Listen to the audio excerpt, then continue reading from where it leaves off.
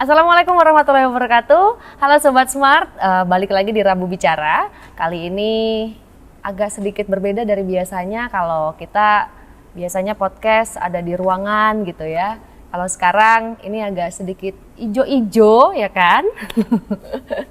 Kita sekarang edisinya bareng sama Deputi Hukum dan Kerjasama Badan Narkotika Nasional. Kali ini kita akan ngobrol banyak soal kerjasama yang sudah dilaksanakan Badan Narkotika Nasional. Dan pastinya bareng sama Bapak Deputi, Moza nggak sendirian. Kali ini di Rabu Bicara ada Bapak Irjen Pol Dr. Andes Agus Irianto, SHMSI MHPHD. Selamat siang Bapak. Selamat siang. Apa kabar Pak? Kabar baik. Alhamdulillah. Gimana Pak, sehat? Alhamdulillah sehat. Alhamdulillah sehat. Hari ini sebelum kita masuk ke banyak pertanyaan gitu ya, Bapak lagi sibuk apa mungkin akhir-akhir ini Pak? Nah ini kita tempat ini kan karena ada sidang AIPA CODD ya. Nah, ya, sidang itu Parlemen dia. ASEAN ya, ya. Gimana namanya, kita lihat ini aja, Commission on Drug Dependence, CODD. Ya, berarti Parlemen ASEAN kan terlibat langsung dalam proses bagaimana membuat ASEAN itu region yang free from drugs. Oke. Kira-kira kegiatan di sini sekarang. Kira-kira kegiatannya sekarang sedang berlangsung itu ya Pak. Yeah. Makanya kita ada di sini gitu Sobat Smart. Nah, karena Bapak juga lagi di tengah kesibukan yang on duty banget gitu ya Pak. Kita mulai aja dari pertanyaan pertama, mungkin ngobrol dengan Bapak Agus gitu ya. Sebenarnya apa aja sih Pak yang menjadi kewenangan Deputi Bidang Hukum dan Kerjasama di Badan Narkotika Nasional gitu? Oke. Sesuai dengan namanya ya, Kedeputian Bidang Hukum dan Kerjasama. Kalau kita bicara hukum dan kerjasama, saya bicara dulu hukum ya. Oke. Terkait dengan tugas pokok fungsi dan peranan Kedeputian Hukum dan Kerjasama, hukum dalam hal ini adalah Kedeputian Hukum menjadi penjuru. Misalnya, yang pertama dalam hal penanganan kasus-kasus narkotika ya, apabila terjadi konsekuensi hukum atau akibat hukum dari penanganan kasus narkotika itu, misalnya ada gugatan pra peradilan, gugatan perdata segala macam. Ya, jadi kita jadi penjuru untuk melakukan ini ya, pembelaan untuk itu. Terus yang kedua, banyak orang yang tidak paham tentang undang-undang narkotika dan semua turunannya, dan menjadi tanggung jawab kita. Tadi kan udah ini ya, melakukan pembelaan, itu salah satu kegiatan. Yang kedua adalah penyuluhan hukum. Banyak yang tidak paham apa yang dilakukan seseorang itu sudah melanggar hukum. Okay. Mungkin dia karena kelalaiannya, ya kan, kelalaiannya itu kan berarti kealpaannya atau kulpa, atau karena kesengajaannya, berarti kan ada delik pidana yang dilanggar atau dolus. Nah, berarti kita harus memberikan penyuluhan hukum. Dan terkait dengan hal ini kita juga akan sekarang ya, kita dalam proses melakukan penyuluhan terhadap KUHP yang baru. Okay. Di mana masalah narkotika akan masuk kodifikasi dalam KUHP yang baru ini, yang harus kita lakukan ini penyuluhan. Jadi sudah satu pembelaan, dua penyuluhan, yang ketiga adalah penyusunan hukum. Penyusunan hukum. Ya, penyusunan hukum. Jadi Kedeputian Hukum dan Kerjasama menjadi penjuru dalam penyusunan hukum, misalnya mulai dari belanja masalah. Ada enggak hal-hal yang sudah tidak pas lagi dengan situasi kondisi sekarang. Terus kemudian kita juga membahas turunan-turunannya sendiri, misalnya dari Undang-Undang 35 tahun 2009 tentang narkotika. Terus ada turunannya misalnya peraturan pemerintah, terus ada peraturan Badan Narkotika Nasional, ada peraturan Kepala Badan Narkotika Nasional dan ke bawah. Selain itu juga kita merumuskan juga kalau ada permintaan.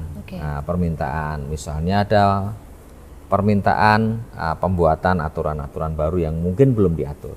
Karena peraturan pemerintah itu dibuat ketika undang-undang mengamanatkan harus ada peraturan yang detail di bawahnya. Yang kedua karena kebutuhan situasi kondisi yang kita membuat harus ada aturan-aturan yang detail di bawahnya. Itu berarti udah 3 ya. Yeah. Terus ada lagi yang kita suka lupa adalah membuat ini dokumentasi dan informasi hukum. Dokumentasi dan Ya, informasi dokumentasi dan informasi hukum. Karena kadang-kadang hukum yang ada sekarang ini itu tidak tiba-tiba ada, tapi pasti ada historical background masalah hukumnya. Ada aturan-aturan yang ada sebelumnya. Kenapa ada aturan itu sekarang? Dan aturan-aturan hukum itu harus kita dokumentasikan sedemikian rupa sehingga ketika nanti ada perkembangan hukum, kita membuat aturan apa, paling kita sudah punya basic information hukum atau aturan-aturan yang mengatur sebelumnya. Jadi paling tidak untuk hukum itu adalah pertama adalah tadi saya sampaikan, saya urutkan ya, penyusunan. Nah, penyusunan. Yang kedua adalah sosialisasi penyuluhan ya, tadi ya, Pak, ya. Yang ketiga adalah pembelaan. Pembelaan. Kalau terjadi ekses dalam penegakan hukum itu, yang keempat adalah dokumentasi dan informasi hukum. Itu hukum ya. Kemudian menginjak tupoksi yang kedua, yaitu hukum dan kerjasama. Hukum dan kerjasama. Kalau kita lihat bahwa di strategi P4GN ya, pencegahan dan pemberantasan, itu kemudian diterjemahkan sesuai dengan kebijakan Kepala BNN yang sekarang, bahwa ada 4 strategi, yaitu yang pertama adalah soft power approach, yang kedua adalah hard power approach, yang ketiga adalah smart power approach, dan keempat adalah cooperation and collaboration. Ya, di konteks kita diskusi hari ini saya tidak akan bicara masalah smart power approach, hard power approach, atau soft power approach. Nah, dari dalam konteks ini ya, tagline-nya Pak Kepala yaitu war on drugs, ya kan, yang sekarang ada speed up never let up, dan kemudian ada akselerasi war on drugs ya, secara gradual itu berkembang.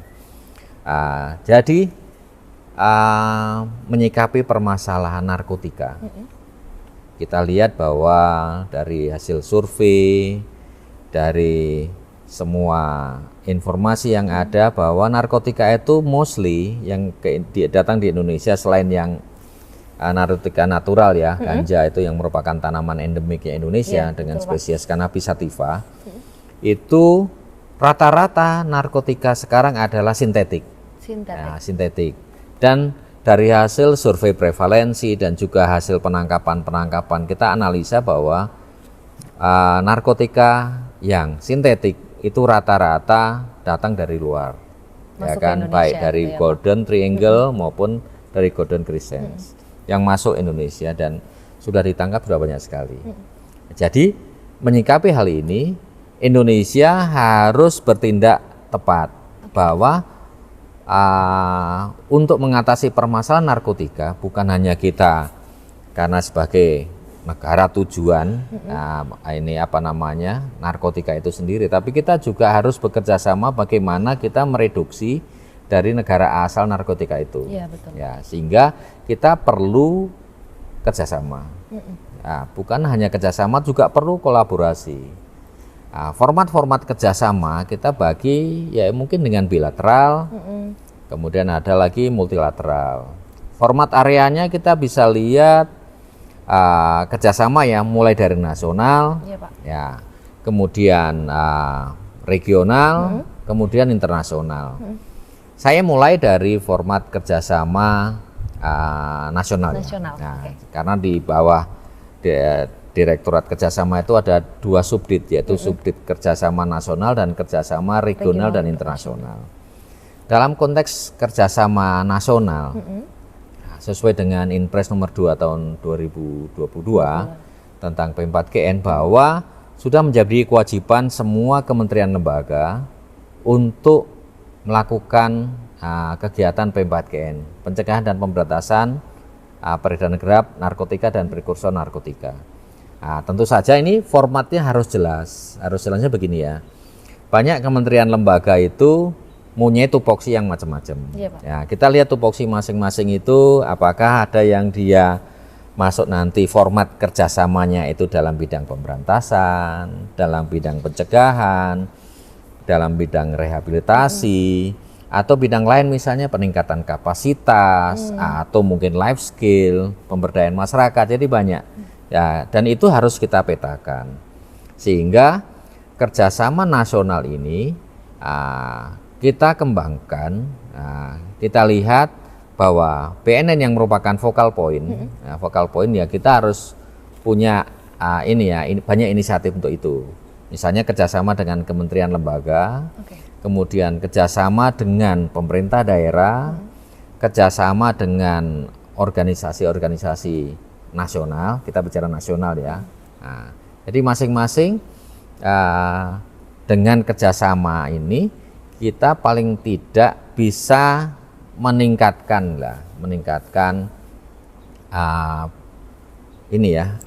bagaimana kita memberantas narkotika ini. Kita harus tingkatkan sesuai dengan topoksi dari stakeholder masing-masing itu. Terus kemudian juga kita juga tidak sembarang kerjasama ya, tapi kita berbasiskan kepada evidence. Evidence kita itu sudah tertuang dalam roadmap-nya Badan Narkotika Nasional itu mau kemana. Kemudian kita harus melihat juga bahwa dari hasil survei prevalensi itu ada titik-titik rawan di mana. Titik-titik rawan provinsi misalnya. Yang ada di Indonesia gitu yang ada di Indonesia, saya bicara nasional dulu ya. Jadi di Indonesia itu misalnya titik rawan misalnya yang dilewati kapal misalnya Selat Malaka ya. Di area itulah ada provinsi-provinsi di mana kita harus ajak kerjasama. Kita juga memberikan saran kepada BNN provinsi, BNN kabupaten kota yang kebetulan di daerahnya merupakan daerah-daerah lintasan, merupakan daerah drug prone area untuk membuat kerjasama dengan stakeholder setempat, dengan pemerintah daerah. Tentu saja kita drive kontennya apa, kerjasamanya di situ apa kontennya. Terus kemudian juga dengan stakeholder yang lain ya, kembali misalnya saya kementerian lembaga, ada yang heavy-nya di pencegahan. Karena Badan Narkotika Nasional kita tahu bahwa tidak hanya bekerja di bidang pemberantasan saja, tapi juga semua lini kita kerjakan, baik pemberantasan, kemudian pencegahan, pemberdayaan masyarakat, rehabilitasi dan kerjasama, serta bentuk format-format kerjasama yang lain, misalnya terkait dengan capacity building, baik capacity building terhadap aparat penegak hukumnya, maupun ada kegiatan pemberian kemampuan terhadap orang-orang yang sedang direhab, misalnya dengan life skill dan sebagainya. Kemudian ada kerjasama di bidang rehabilitasi dan kegiatan-kegiatan lain yang langsung ataupun tidak langsung mendorong berhasilnya program Pembat Gen itu. Itu kerjasama nasional ya. Kemudian tadi saya sampaikan bahwa narkotika itu mostly berasal dari luar daerah, Golden Triangle maupun Golden Crescent. Kita tidak hanya berproses itu melakukan penanggulangan karena kita merupakan daerah tujuan, tidak, tapi kita mencoba lebih advance bagaimana kita bekerja sama dengan daerah-daerah yang merupakan daerah lintasan narkotika maupun daerah yang merupakan penghasil narkotika. Misalnya di Golden Triangle, Golden Crescent. Golden Triangle itu kan di kawasan ASEAN. Tentu saja kita akan bekerja sama di regional ya. Forum-forum regional itu kita lihat misalnya di forum tahunan kita itu ada ASOT, ASEAN Senior Official on Drugs. Ada ADMN, ASEAN Drug Monitoring Network. Ada DINAP, ya itu misalnya Drug Abuse Information Network for Asia and Pacific. Terus kemudian ada forum yang agak lebih luas dari itu, yaitu misalnya ada IDEC Far East, International Drug Enforcement Conference. Terus ada lagi HONLAB, Head of National Law Enforcement for Asia and Pacific. Misalnya itu, jadi agak lebih luas. Di situlah forum-forum kita bisa sharing intelligence, sharing informasi, maupun kita mencoba merumuskan bagaimana kita melakukan cooperation yang lain formatnya, misalnya joint training atau joint operation misalnya, atau joint investigation kalau memungkinkan seperti itu. Jadi di format itu. Terus kemudian itu di forum resmi antar negara-negara ASEAN. Ada juga yang kita, kalau tadi nasional kita juga bekerja sama dengan organisasi yang national organization, di forum regional maupun internasional kita juga bekerja sama dengan selain negara juga dengan international organization. Misalnya kita di tiap tahun itu internasional ya, itu ada forum namanya CND, Convention on Narcotic Drugs. Nah, kita tiap tahun kita selalu berkumpul di Vienna sana di Austria, dan kita bisa sharing informasi. Ada banyak side event di mana kita bisa enhancing capability. Nah, itu. Terus kemudian juga di forum-forum internasional ini kita juga melakukan bilateral meeting ya, bilateral meeting dengan negara-negara yang menurut kita ada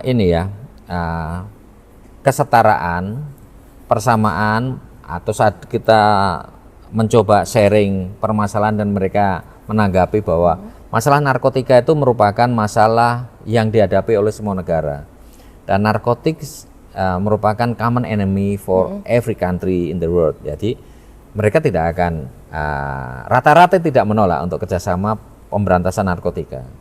Misalnya yang kita dalami, misalnya di daerah-daerah, di negara-negara yang ada di Amerika Latin ya. Nah, kita ada kerjasama dengan Venezuela, dengan Ekuador, dengan Kolombia, terus kemudian dengan negara-negara lain yang kita sekarang lagi coba jajaki, yaitu misalnya di Panama. Kemudian dengan negara-negara misalnya di Karibia, misalnya Kuba, Kuba di situ.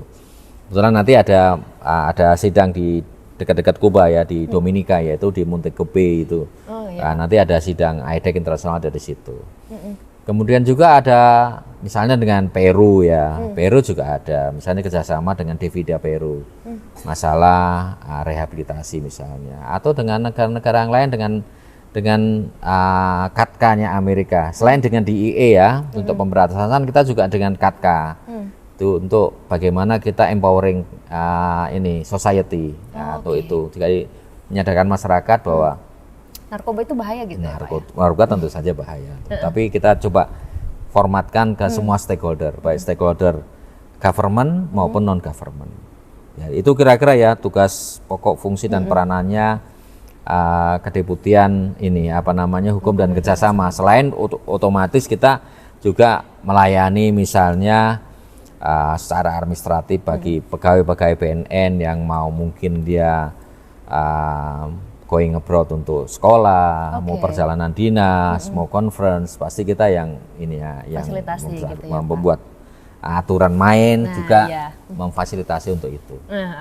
Nah, kalau misalkan di bagian kerjasama nih Pak, tadi kan Bapak udah mencontohkan banyak sekali gitu ya yang sudah dilakukan gitu, mau bilateral maupun yang bukan itu, yang dengan negara-negara yang di ASEAN, bahkan yang di selain ASEAN gitu yang lebih luasnya. Nah, kalau yang sampai sejauh ini Pak, yang sudah difasilitasi oleh Deputi Bidang Hukum dan Kerjasama untuk kerjasama tuh apa aja sih Pak? Kalau kerjasama ya, yang tadi udah saya sampaikan bahwa di kerjasama ASEAN kerjasama ASEAN kita kan selalu sharing informasi, sharing informasi terkait dengan mungkin ada narkotika jenis baru, ada modus operandi, ada penangkapan. Nah, itu kita berarti selalu kerjasama dengan mereka. Nah, selain itu juga sharing informasi. Nah, terus kemudian yang akan kita lakukan, misalnya di tahun ini, di bulan-bulan ke depan ini kita akan ada lakukan kerjasama pelatihan nasional dan internasional. Sekaligus kita jadiin satu. Jadiin satu. Itu kerjasama dengan apa Pak? Jadi formatnya begini. Tadi saya sampaikan bahwa Indonesia itu menjadi tujuan narkotika yang sangat banyak. Ya, berarti yang harus kita perkuat adalah perbatasan, border, ya, border. Nah, di border ini adalah stakeholdernya banyak ya. Nah, ada polisi di situ, ada bea cukai, ada karantina, ada BNPB di situ, banyak kan. Nah, terus kita harus ambil peran bagaimana mereka yang jaga perbatasan itu masih banyak yang nggak ngerti jenis narkoba barunya seperti apa. Gitu. Bagaimana mereka mengatasi ini ya, kalau ada orang yang bawa narkoba itu harus diapain gitu. Ya, diapain. Nah, sehingga kita coba lakukan kerjasama di sana bersama-sama. Kita akan lakukan pelatihan itu langsung ke bordernya. Bukan kita panggil enggak, tapi langsung ke bordernya. Jadi paling tidak kita bisa diskusi langsung on the spot di tempat mereka kerja, di mana kita mungkin bisa eksaminasi titik-titik rawannya itu. Nah, terus internasionalnya di mana? Nah, iya Pak. Internasional di mana Pak? Regional dan internasional. Jadi nasional, internasional, ini regional kita. Kita akan mulai kerjasama di bordernya dengan Timor Leste. Timor Leste. Ya, dengan Timor Leste itu ada 4 border utama, yaitu Mota Ain, Mota Masin, Wini, dan Napan. Nah, kita akan bekerja sama tadi kan dengan komponen nasionalnya ya, yang kerja di situ, dan kita akan mengundang neighboring country yang berbatasan dengan Indonesia. Berarti kan regional kita ini. Nah, sekarang internasionalnya di mana? Semua yang membiayai adalah UNODC, internasional. Jadi kita formatkan jadi satu tempat gitu. Jadi itu yang paling dekat ya Pak? Ya, paling dekat seperti itu. Kira-kira bisa di-spill Pak mungkin kapan? Ya, sekitar bulan Juli. Sekitar bulan Juli. Akhir Juli kita udah mulai, sampai the end of this year lah kita sudah mulai. Ya, tentu saja tidak akan semua border dulu, tapi kita satu gitu ya Pak? Satu persatu, karena kita punya perbatasan kan dengan 13 negara. Ya, tentu saja kita mulai dengan yang land border dulu, yang punya perbatasan darat. Kalau land border sudah selesai, baru nanti akan yang punya perbatasan laut. Habis itu dengan perbatasan udara. Perbatasan udara kan harusnya sudah mulai dari sekarang dan sudah kita lakukan sebenarnya. Coba nanti kita lebih fokuskan lagi, terutama perbatasan udara adalah bandara-bandara yang merupakan bandara internasional. Dan itu banyak sekali di Indonesia ya Pak? Justru karena itu. Di Amerika aja cuma ada 6, di Indonesia banyak sekali. Ada 30 lebih. Nah, 30 lebih. Dan itu merupakan challenge tersendiri. Dan itu memang keniscayaan karena negara kita itu 17.649 pulau. Banyak banget ya Pak ya? Itu makanya ya kita sadari bahwa kalau airportnya internasional jadi banyak. Itu nanti kira-kira kedekatan depan yang kita lakukan, format kerjasama jadi satu, nasional, regional, internasional. Ya. Itu bulan depan ya, tadi sudah di-spill sama Bapak Agus Irianto gitu. Nah, kalau terkait kerjasama internasional nih Pak, gimana sih sebenarnya posisi Indonesia khususnya di kancah internasional Pak? Kalau untuk yang dekat-dekat ini atau yang mungkin sebelumnya gitu. Jadi yang baru saja merupakan ini ya, pengakuan Indonesia ya. Kita kan baru saja diterima menjadi anggota CND, Convention on Narcotic Drug, untuk 5 tahun ke depan. Ya. Sampai tahun 2028 berarti ya Pak? Ya, 2027 lah. 2027. Di mana Convention on Narcotic Drugs ini kita punya hak pilih di sana di CND nanti ya, di Convention on Narcotic Drug, di sidangnya PBB urusan narkotik di Vienna sana. Ini sebenarnya wujud nyata bahwa kita mau ambil porsi banyak, karena kita juga harus menunjukkan diri lebih banyak, karena kita lihat bahwa Indonesia sekarang growing fast lah. Ya. Kita lihat bahwa misalnya dari ini ya, kepemimpinan atau presidensi Indonesia di G20 dan tahun ini ada keketuaan Indonesia di Forum ASEAN yang kemarin sudah di sidang di Labuan Bajo ya, ASEAN Summit ke-43 dan nanti akan ada ASEAN Summit ini, sehingga kita harus banyak menunjukkan diri. Dan BNN dalam hal ini kita mencoba ambil porsi banyak, misalnya kegiatan-kegiatan misalnya Prahani yang akan Oke. dilakukan dengan prakarsa Pak Kepala BNN, misalnya ada ini ya, banyak kegiatan-kegiatan olahraga ya, terus dikaitkan dengan untuk mengundang negara-negara asing. Jadi Oke. paling tidak direct or indirect BNN sudah mencoba mengembangkan atau membuat kegiatan terkait dengan sport tourism misalnya itu. Terus kemudian kita mencoba membantu daerah-daerah tujuan wisata itu sebagai daerah-daerah yang memang free from drugs. Oke. Tourism tapi free from drugs. Kemudian nanti di bulan Oktober ya, di bulan Oktober selain Hani tadi dibuat, bulan Oktober kita akan menjadi hostnya ini Honlab. Oke. Nah, Honlab untuk Asia Pasifik ya, Head of Drug National Drug Law Enforcement for Asia and Pacific. Hostnya dari kita? Hostnya dari kita yang kita akan selenggarakan rencananya tanggal 24 sampai tanggal 27 Oktober di Bali. Di Bali. Di Bali. Nah, itu salah satu format kenapa kita ambil porsi banyak. Selain itu juga sudah waktunya kita menunjukkan diri lah bahwa kita tuh merupakan negara yang besar dengan penduduk nomor 4 di dunia. Jangan kita lagi terus dibodoh-bodohin terus bahwa kita adalah masih negara third country. Kita harus growing up menjadi negara yang memang harus dilihat dipandang.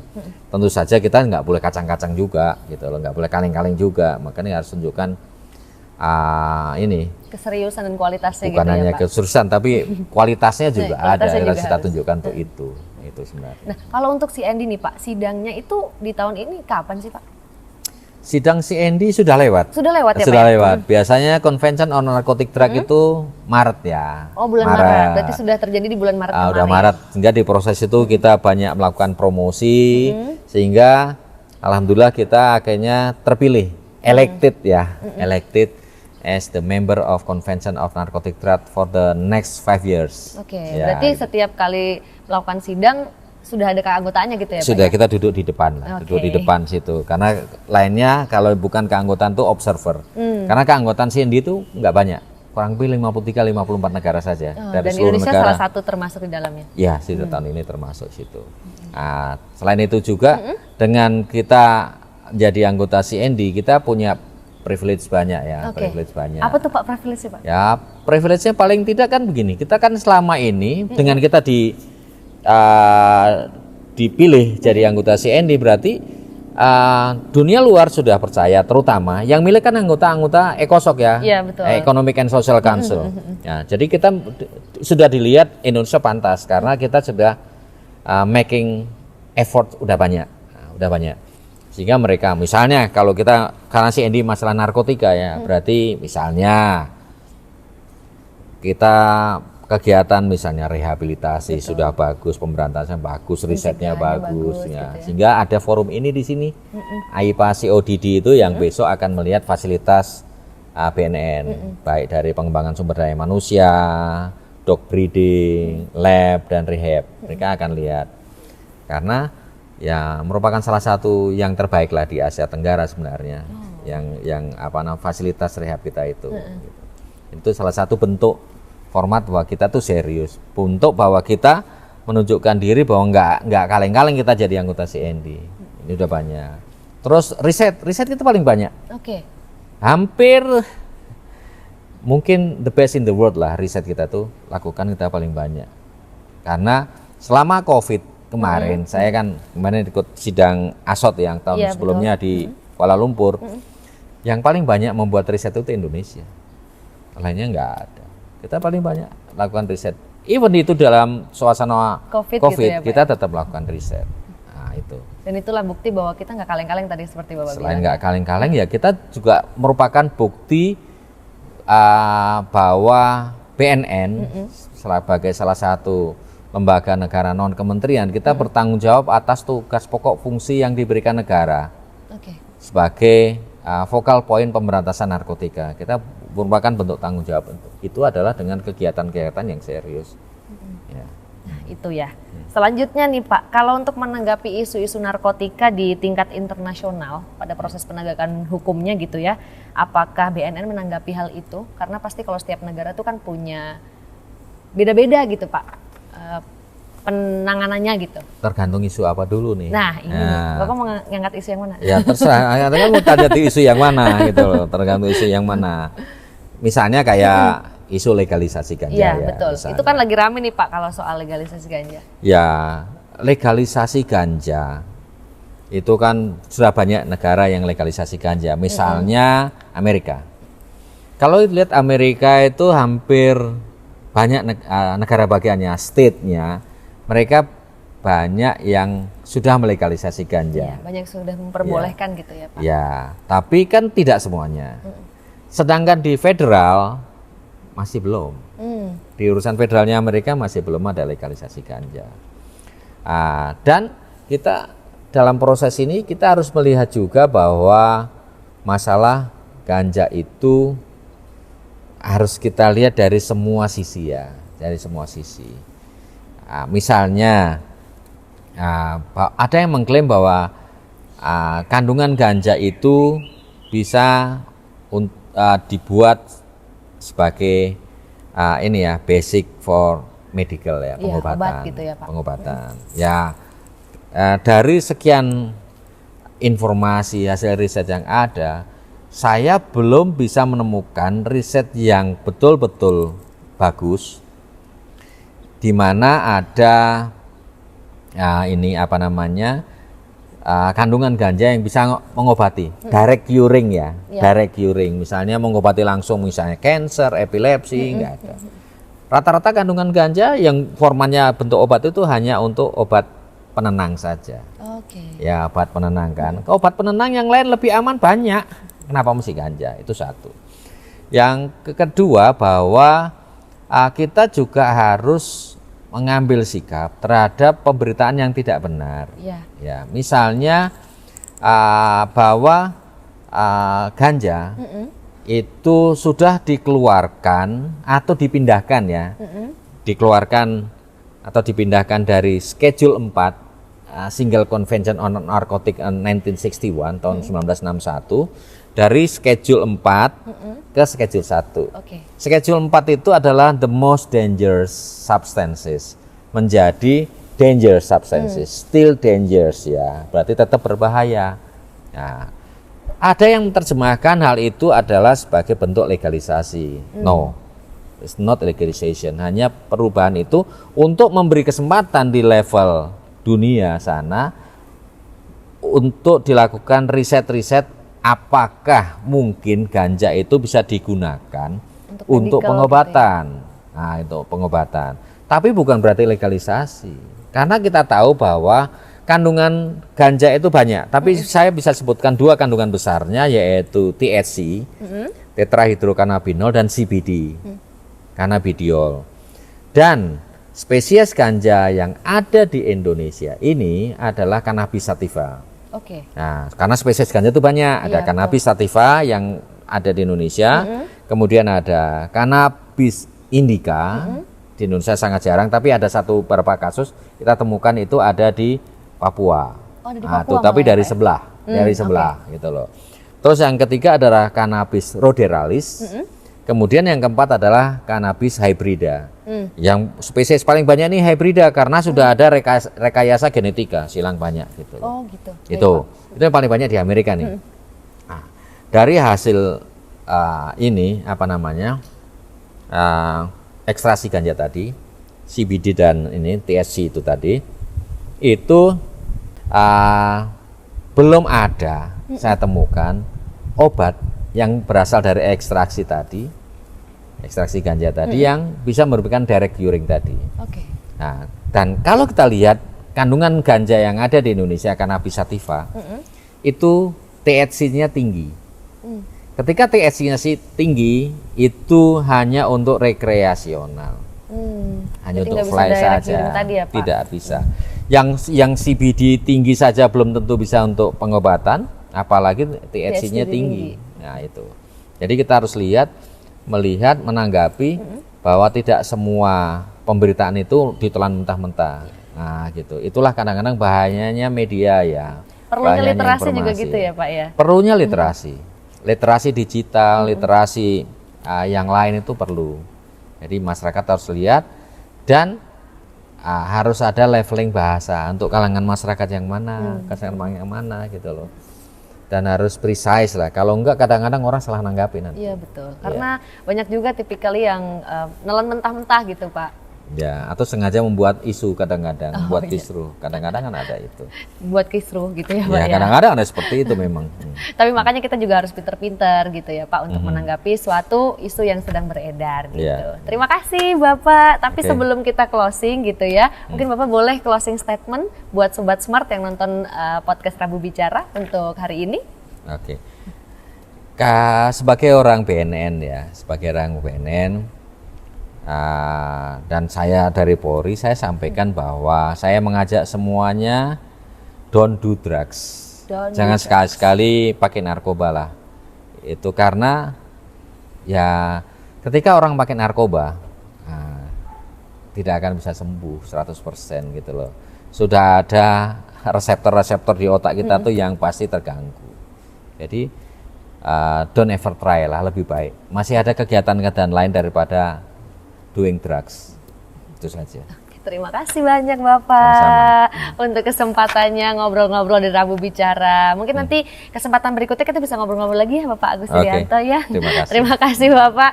Oke, Sobat Smart, jangan lupa like, subscribe dan juga komen di akun YouTube PPSDM BNN RI karena setiap Rabu akan ada Rabu Bicara dengan tema dan juga narasumber yang pastinya keren-keren dan juga yang lain lagi. Kalau gitu, Muza pamit. Terima kasih banyak Bapak.